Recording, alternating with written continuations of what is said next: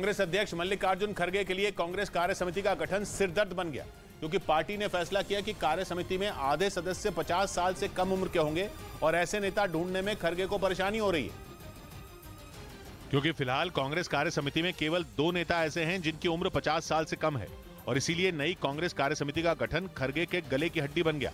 मुझे पूरी उम्मीद है कांग्रेस अध्यक्ष जल्द इस पे निर्णय करेंगे। रायपुर के अधिवेशन में कांग्रेस ने तय किया था कि कांग्रेस को युवा कांग्रेस बनाना है, जिसके लिए सीडब्ल्यूसी के सदस्यों की संख्या 25 से बढ़ाकर 35 कर दी गई।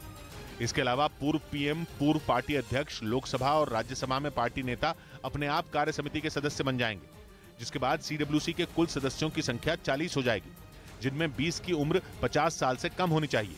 लेकिन सूत्र बता रहे हैं कि खड़गे को ऐसे नेता मिल ही नहीं रहे और नई कार्य समिति का गठन होने में देर पर देर हो रही है, जबकि बीजेपी में 50 साल से कम उम्र के नेताओं की अच्छी खासी संख्या है। यानी 2024 से पहले कांग्रेस के सामने पार्टी को युवा कांग्रेस में बदलना बड़ी चुनौती बन गया है। इस बीच दिल्ली पुलिस की स्पेशल सेल ने अवैध हथियार सप्लाई करने के एक आरोपी दाऊद को गिरफ्तार कर लिया। दाऊद पर दिल्ली एनसीआर इलाके में कई गिरोहों को अवैध हथियार और कारतूस सप्लाई करने के आरोप हैं, जिसके पास से पुलिस ने कुल 15 पिस्तौल और 8 जिंदा कारतूस बरामद किए।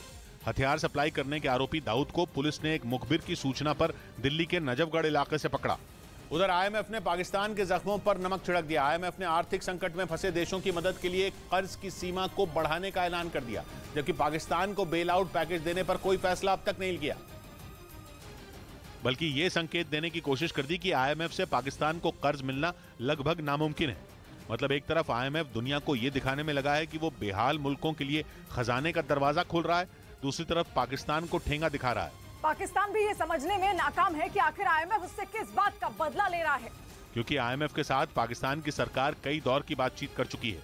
पाकिस्तान का दावा है कि आईएमएफ की बताई सारी शर्तों पर अमल भी किया जा रहा है, लेकिन हर दौर की बातचीत के बाद शर्तों का पुलिंदा बदल जाता है और इस बार भी पाकिस्तान के साथ कुछ ऐसा ही हुआ। पाकिस्तान के वित्त मंत्री का दावा है कि व्यापार घाटे को कम करने या खत्म करने की शर्त आईएमएफ की तरफ से पहले कभी नहीं रखी गई थी, लेकिन आखिरी पलों में आईएमएफ ने व्यापार घाटे को जून तक खत्म करने की शर्त सुना दी।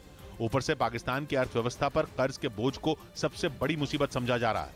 पाकिस्तान पर इस वक्त 20 लाख करोड़ पाकिस्तानी रुपयों का विदेशी कर्ज है।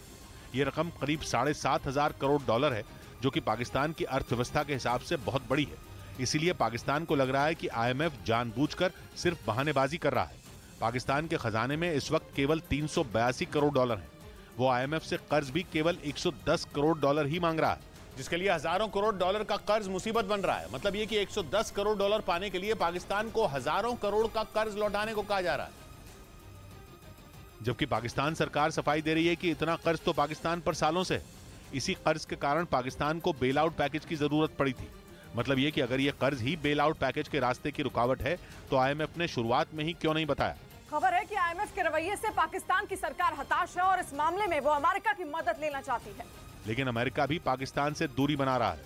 मतलब ये कि पाकिस्तान का साथ न तो कोई विदेशी एजेंसी दे रही है और न ही उसका कोई दोस्त उसका साथ दे रहा है।